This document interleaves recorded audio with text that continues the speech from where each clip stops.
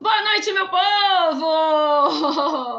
Mais uma segunda-feira, mais uma viagem eletrizante. Quem estava com saudades da nossa poetisa, hein? Cíntia Tanuri, estava quase de férias, hein? Quase. Mas não estava ainda. Voltamos aqui com a nossa viagem eletrizante. Que bom que você está aqui conosco para viajar. Pegue já papel e caneta, que a nossa professora está mais linda do que nunca, está inspirada, que Papai do Céu possa te abençoar, ama a sua vida, amo fazer essa viagem com você, então vem para cá sem demora, minha irmã, que Papai do Céu me deu, Cíntia Tanuri, vem fazer essa viagem conosco. Boa noite, povo lindo de Deus. Saudade de estar aqui com vocês. Estava quase de férias, hein? Muita saudade mesmo. Que bom ter você aqui comigo, mais uma vez conectado para essa viagem eletrizante, porque é na palavra do nosso Deus, o nosso Deus vivo. Então vamos seguir viagem, porque agora nós estamos já. A última viagem nossa foi 2022. Já estamos em 2023 e estamos seguindo aqui em Gênesis com Jacó, sua família, José, o sonhador do Egito, seus irmãos e tudo que o Senhor fez no meio desse povo, que é o povo da aliança, do qual agora eu e você fazemos parte também. Então vamos orar, vamos pedir ao Senhor a condução dele nessa viagem. O piloto é ele, hein? É ele quem conduz essa viagem, né, Mônica Souto? Então vamos clamar a ele. Muito obrigada mais uma vez pela sua acolhida, Mônica. É muito gostoso receber todo esse carinho. Pai querido, nós queremos te louvar, te bendizer, porque tu és Deus vivo, poderoso, bondoso, generoso, que nos conduz em segurança durante essa viagem, essa jornada chamada vida. Na história de cada um que está aqui, aqueles que virão a se conectar depois, assistir esse vídeo, o Senhor é o autor e o consumador da nossa história. E muito obrigada, Pai, porque a história do teu povo ficou registrada aqui para mim, para os meus irmãos, para o nosso conhecimento, para que a gente pudesse conhecer mais do seu coração, Pai. Então, nessa noite, fala-nos do Senhor mesmo, fala da sua bondade, fala da sua grandeza e nos ensina mais uma vez. É o que nós pedimos em nome de Jesus. Amém! Muito boa noite para todo mundo que está aí. Ai, como é bom ver vocês aqui. Que alegria, Lu, Cliviton. Tem gente aqui nova aqui que eu não conhecia.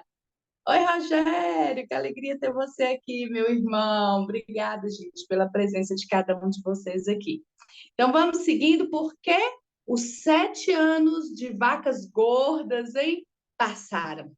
Acabou toda aquela fartura abundante.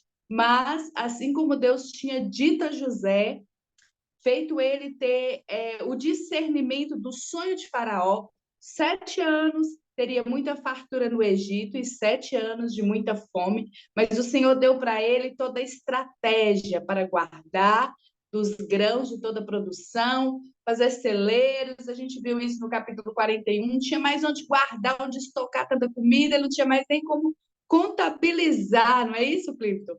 Perdeu as contas, o homem, porque era muita abundância mesmo. Boa noite, Rô, que bom te ter aqui, Rô. Mas agora, assim como o Senhor disse, vieram 7 anos de fome.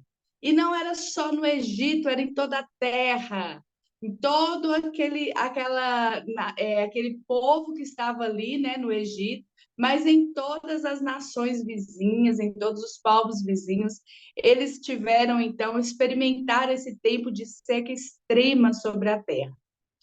Então, nós vamos ver aqui agora no verso 42 como é que se desenrola essa história.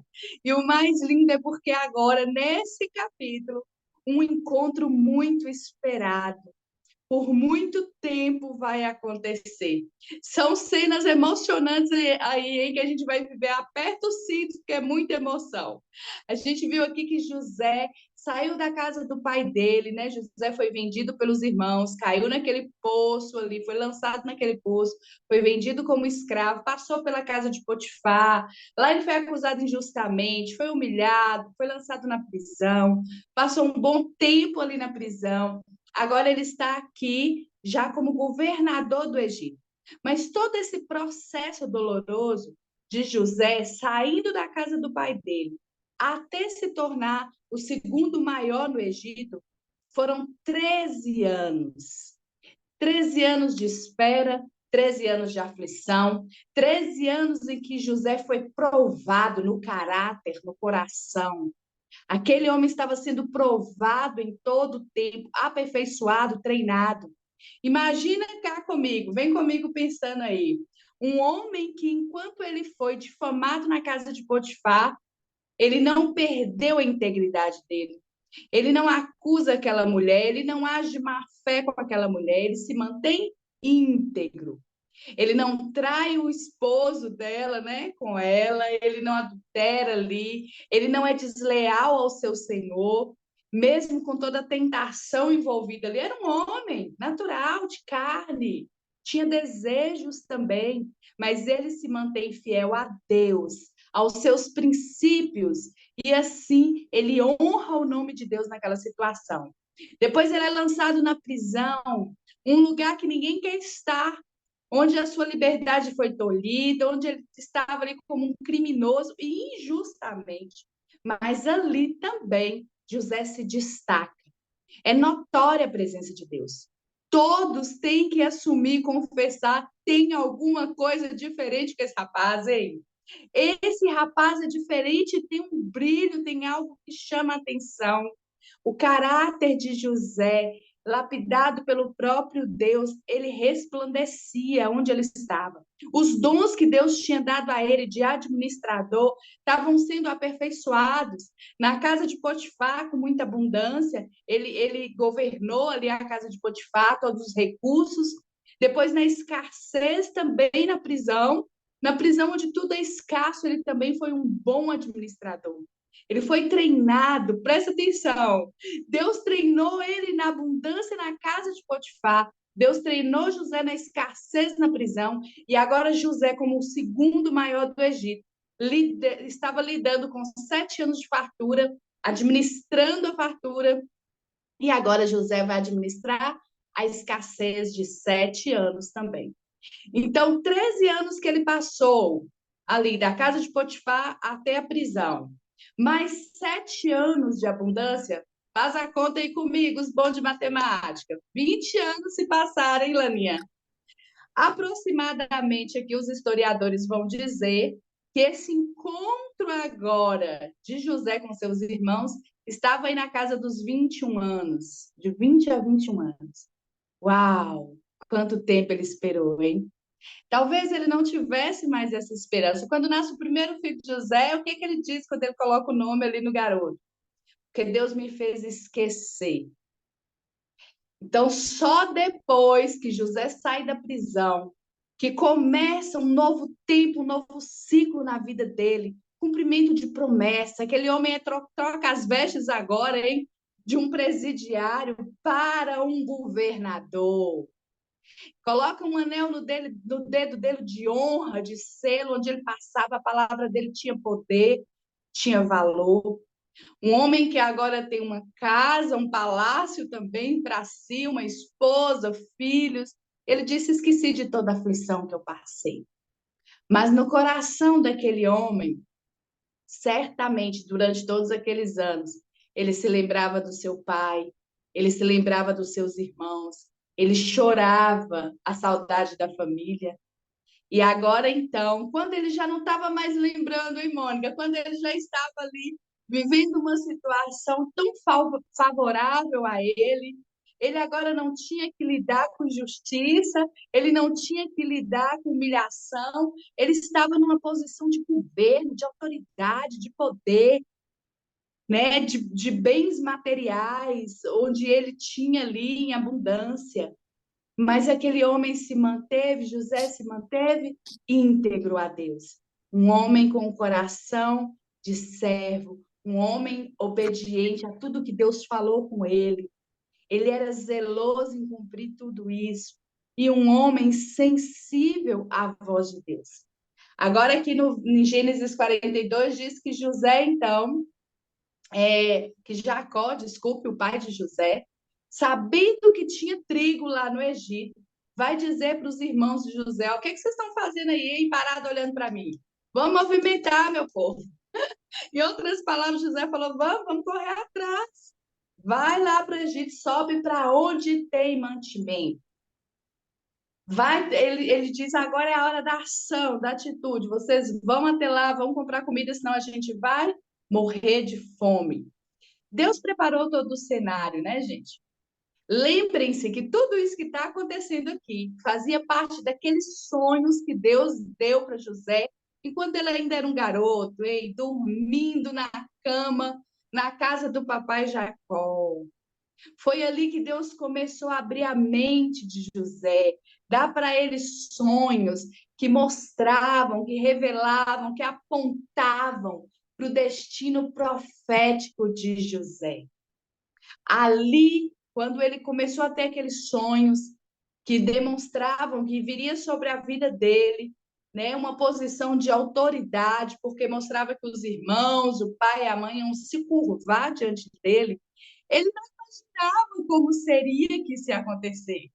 Imagina aí, gente, quando Deus, né, se Deus dissesse para um de nós: olha aí, hein, Lila, você daqui a um tempo vai estar num lugar de autoridade que toda a sua família vai se dobrar diante de você.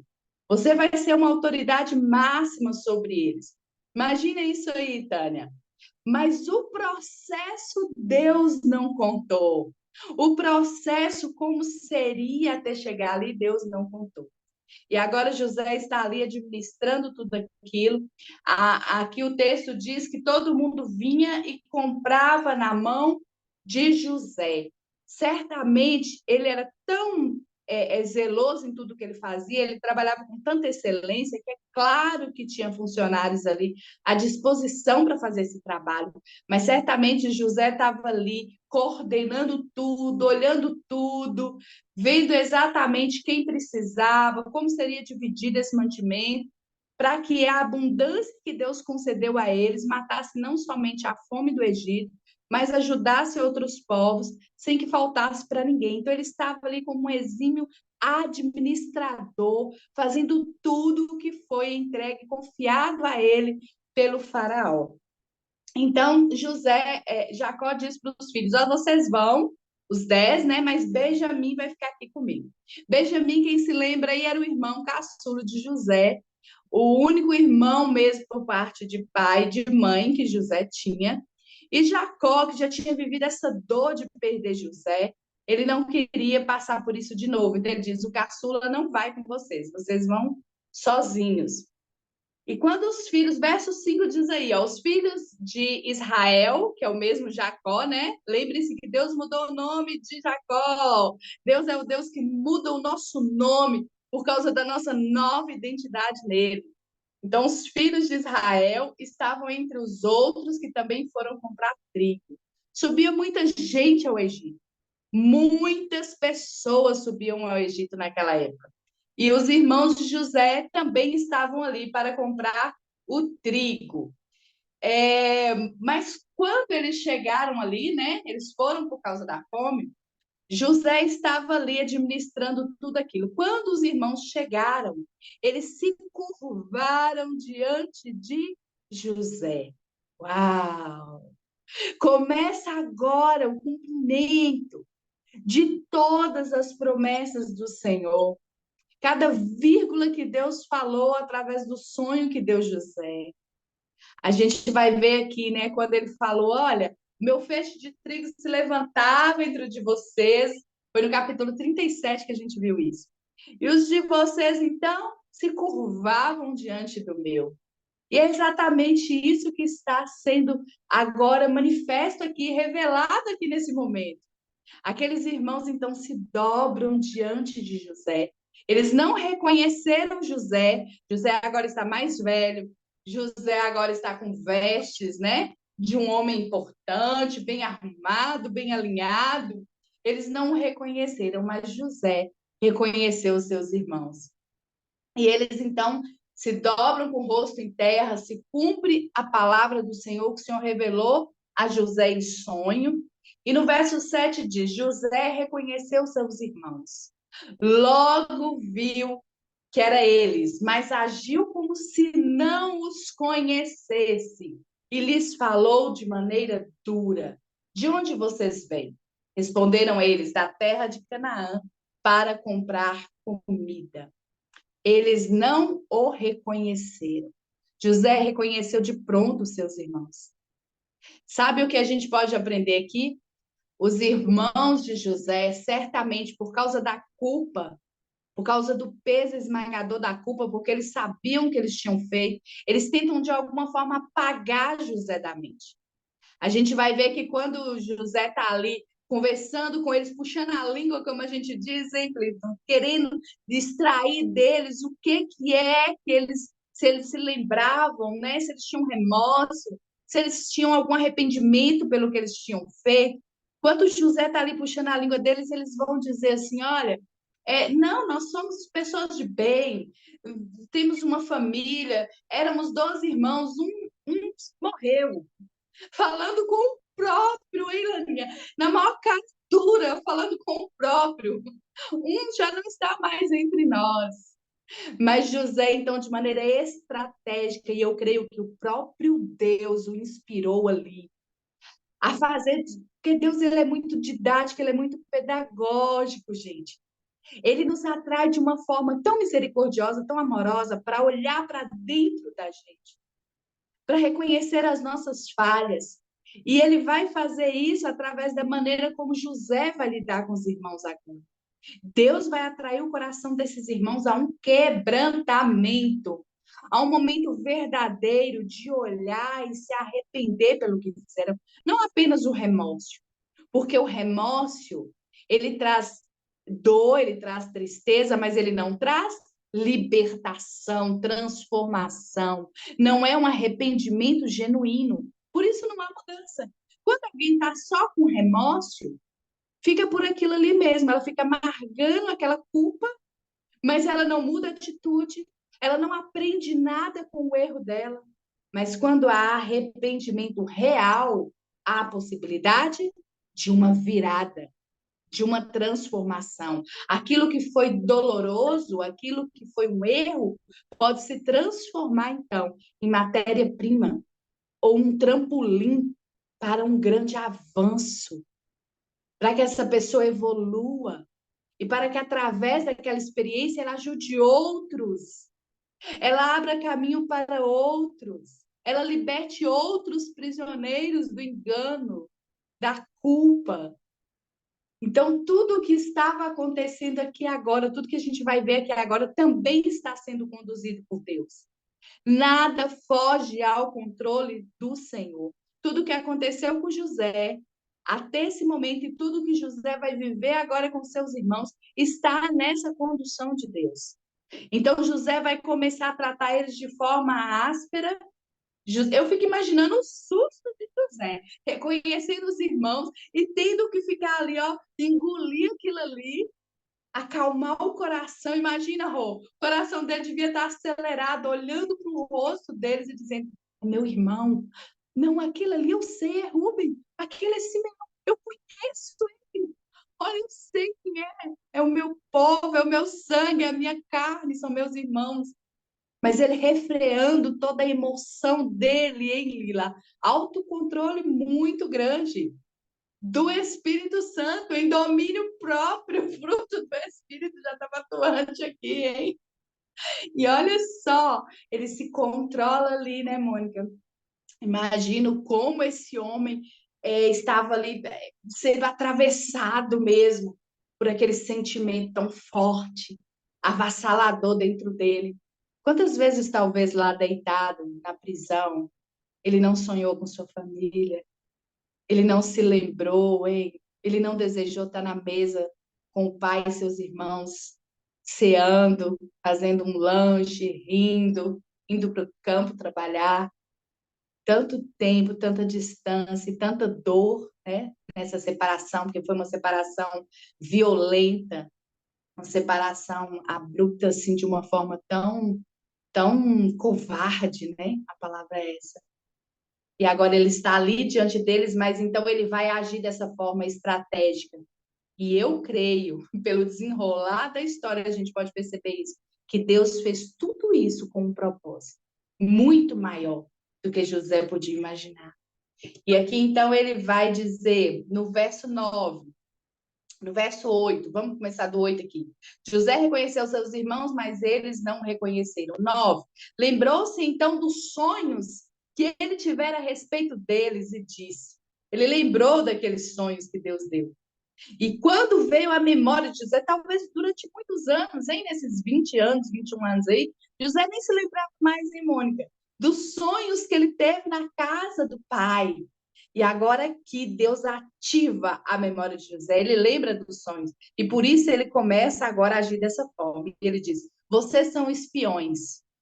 Vieram para ver onde é a nossa terra e se ela está protegida ou não. Ele começou a dizer, ele começa a fazer um jogo ali com os irmãos.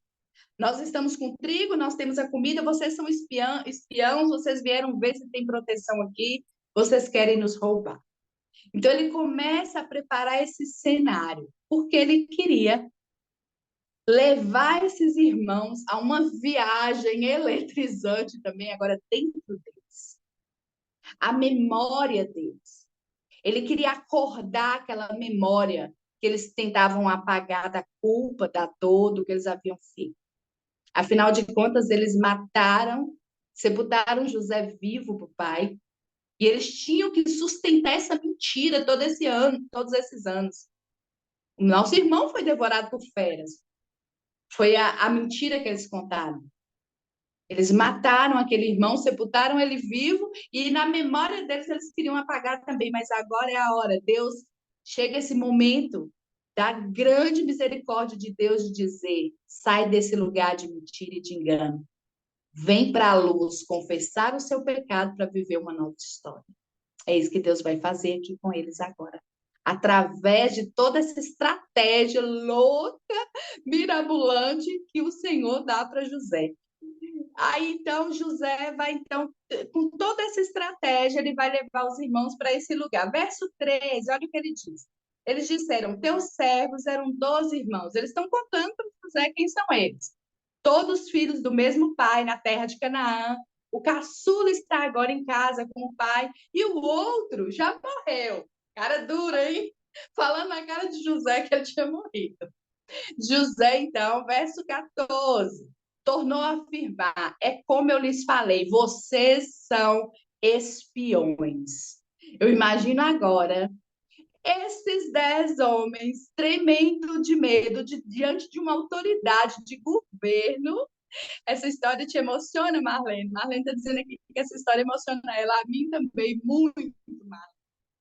Então, imagina esses 10 agora tremendo nas bases, diante de uma autoridade, né, egípcia, como eles achavam, sem saber que era o irmãozinho, era o José, era aqueles que eles achavam pirracento, chato, o que incomodava, a pedra no sapato deles, que eles acharam que tinham tirado para sempre. A pedra aí de novo, só que agora é uma rocha. Está em Cristo, é um homem poderoso, é um homem que venceu, é um homem que foi aprovado, que foi provado e aprovado por Deus. Por isso, é um homem que agora, apesar de tudo isso, vai revelar a maior grandeza de um homem de Deus. A generosidade, a compaixão, o domínio próprio, o amor tão parecido com o do Pai. É isso que a gente vai ver se destacando aqui agora. Mas então ele está fazendo esse teste com os irmãos. Não, vocês são espiões. Eu sei que vocês não são gente bem, não. No verso 15, vocês serão postos à prova.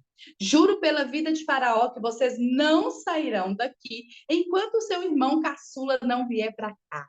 José queria atrair Benjamim para Ele queria ver o seu irmão caçula, o filho também da sua mãe, do seu pai. Quando ele saiu dali, ele era um garoto, né? Então ele queria muito ver Benjamim. Ele queria ver todos os irmãos.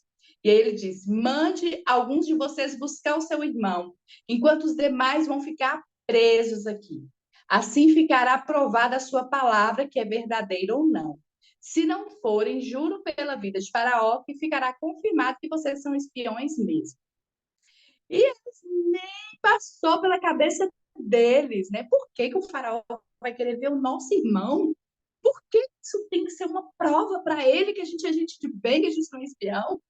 Porque eles não tinham reconhecido José. Talvez na cabeça deles eles pensassem que José tinha morrido mesmo lá na frente como escravo, ou né, estava muito mal, muito distante, muito longe dali. Então, eles não imaginaram nunca que aqui estariam diante de José. E aí, então, o que aconteceu? Verso 17, 3 ficaram ali, né? Deixou preso durante 3 dias. No terceiro dia, José disse: eu tenho temor de Deus. Se querem salvar suas vidas, façam o seguinte. José disse para eles: olha, já dá uma pista maior. Eu tenho temor de Deus. Eu sei quem é Deus. Eu conheço Deus. E se vocês querem sair dessa enrascada que vocês entraram, na verdade, José lançou eles, né? Nessa enrascada aí, vocês vão fazer o seguinte: se vocês são homens honestos, verso 19, tá bom? Se são homens honestos, deixe um dos seus irmãos aqui na prisão, enquanto os demais voltam levando o trigo para matar a fome. A gente vê a misericórdia de José, que ele não queria vingança, ele não estava fazendo uma maldade, ele queria reuni-los ali. Ele queria acordar esses irmãos ali, né? Trazer realmente eles ao lugar de arrependimento, de confissão da culpa deles, mas ele não queria deixar eles desprovidos de comida, nem o pai, nem ninguém. Então ele fala: vocês vão levar o trigo, sim, vocês podem levar, mas vocês vão deixar um aqui de garantia e vai me trazer o irmão caçula de vocês. Vocês só voltam aqui com o caçula. José estava com o coração desejoso, ardente, de ver seu irmão caçula, o Benjamim. Então ele disse: tragam-me, porém, o seu irmão caçula, verso 20, para que se comprove a palavra, que vocês são homens honestos mesmo, e vocês não tenham que morrer. Eles, então, prontificaram a fazer isso, o verso 21 vai dizer aí, e disseram uns aos outros: certamente estamos sendo punidos pelo que fizemos ao nosso irmão. Uau! Começa aqui agora, então, cair a ficha, meu povo. Eles começam a pensar assim: peraí, isso que está acontecendo com a gente não é normal. Imagina eles conversando uns com os outros, hein, Mônica? A gente só veio aqui comprar trigo. O que que a gente fez? A gente estava com dinheiro, agora a gente está na prisão. Agora o cara quer saber dos nossos irmãos. Cara, o que que a gente busca? O Benjamim? Como assim? Só pode ser Deus nos punindo pelo que a gente fez. Eles começam a arrazoar e pensar: ei, isso é coisa de Deus, a gente conhece o nosso Deus. Eles estão entendendo assim, tem coisa de Deus nisso aqui. É Ele nos chamando a atenção. Ele está querendo nos punir. E aí ele vai dizer: vimos como ele estava angustiado. E sabe como que eles estavam conversando isso, hein, meu povo? Sabe, Rolaninha? Eles estavam conversando isso entre eles, Ana Paula, na língua original deles.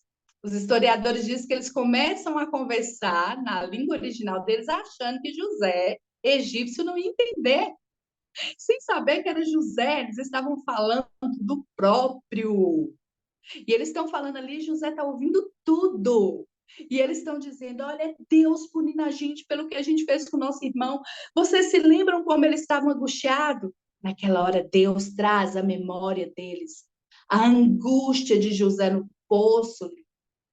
Deus traz a memória deles, o sofrimento. José pedindo: faz isso comigo, não, gente, me tira daqui, para com essa brincadeira. Ei, chegou a angústia de José sendo arrastado, acorrentado como escravo, arrastado para aqueles compradores ali, diante dos olhos deles. E aqui no verso, então, 21, eles vão dizer: vocês viram, nós vimos como ele estava angustiado, quando nos implorava por sua vida. Começa a ativar toda aquela dor, toda aquela memória neles. Mas não lhe demos ouvido, por isso nos veio agora esta angústia. Deus é certeiro, Deus lança aquilo ali como uma seta, muito certeira ao coração dos irmãos. E eles começam a sentir aquela dor e o peso de novo daquela culpa, mas agora não como um remorso, para um arrependimento verdadeiro. Chegou a hora, chegou a hora. E aí, no verso 22, Rúben responde: Eu não lhes disse que não maltratasse o menino, que não fizesse isso com ele, mas vocês não quiseram me ouvir. Lembra-se que Rubens, ele fala assim, a hora que José estava no poço? Não vão matar ele não, gente, para com isso. Ele sai para o campo, os irmãos falam, é mesmo, se a gente matar ele não vai ganhar nada, vamos vendê-lo, e a gente ganha uma graninha, fica livre dele. Plano perfeito, ninguém vai descobrir nada, a gente embolsa o dinheiro, fica livre do garoto e não fica com a culpa de ter matado ele. Na cabeça deles estava tudo resolvido, eles não imaginavam o preço, o alto preço que eles iam pagar, da dor do pai, um pai que não saiu do luto, o pai que continua até hoje no luto pelo filho, o remorso, e agora o que eles vão viver, o que eles já estão vivendo aqui. Então, Rubens vai logo dizendo, eu falei, é como quando a gente diz assim, né? Eu te avisei, olha o que tem, olha, Rubens está nesse desespero aqui, né? E agora teremos que prestar contas do sangue dele. Nessa altura, eles estavam achando que realmente, né, José deveria ter morrido, não estava vivo mais. Verso 23, eles, porém, não sabiam que José podia compreendê-los, podia compreender tudo o que eles estavam dizendo, pois eles falavam por meio de um intérprete ali, mas José sabia de tudo, conhecia tudo. Eles não imaginavam que José estava ouvindo a própria confissão deles, diante deles de tudo que eles fizeram. Verso 24. Nisto José retirou-se, sai daquele lugar e começa a chorar. Uau! É a hora de pôr aquela dor para fora. Talvez quantos anos, quantas noites, quantos dias José esperou por ouvir de novo a voz deles, estar diante deles e agora ouvir a confissão deles. Nós fizemos mal para o nosso irmão. Nós não podíamos ter feito isso. A gente viu a angústia. Ai, a gente é responsável pelo sangue dele. Sabe, hoje eu fiquei meditando muito nessa palavra. E Deus me fez lembrar de muitas coisas. E de uma experiência que eu vivi há poucos dias aqui. José, ele havia perdoado sim aquela ofensa. E muitas vezes, pela força do Senhor, pela graça de Deus, Deus nos conduz a esse lugar de conseguir liberar perdão, de conseguir realmente, como José diz, 2 minutos, Lila, não acredito. Ai, meu Deus, passou rápido demais, foi eletrizante demais essa. A gente consegue dizer, olha, como José disse, o Senhor me fez esquecer. Mas há sempre algo necessário a fazer. Quando existe esse momento de confronto, de colocar as cartas na mesa, de olhar nos olhos, de pedir perdão, essa é uma chave que vira para uma libertação incrível. Porque muitas coisas ficam retidas, porque não são ditas, não são confessadas. Por isso fica a mágoa, fica ainda aquela, sabe, aquele sentimento ali aprisionando os corações. Então, como é libertador quando a gente confessa, quando a gente pede perdão, quando a gente escuta o outro dizer, sim, eu errei, me perdoa. Isso é libertador, isso é curativo. E é isso que essa família vai viver aqui agora, mas nós só vamos ver todos os outros detalhes na cena do próximo capítulo, na próxima segunda, se o Senhor assim nos permitir. Muito obrigada pela sua companhia, é maravilhoso viajar com você, que fique hoje no meu coração e no seu coração. O processo pode ser longo, pode ser doloroso, mas Deus é fiel para nos conduzir nesse processo, para o nosso aprimoramento, e para que através de tudo que nós vivemos na presença dEle, sendo treinado por Ele, a gente possa também transbordar a outros, ser bênção na vida de outros, como foi José, em toda aquela nação e agora para a família dele. A cura já está a caminho. Aguenta mais um pouquinho. Boa noite para vocês e até a próxima, se o Senhor assim nos permitir. Amo vocês.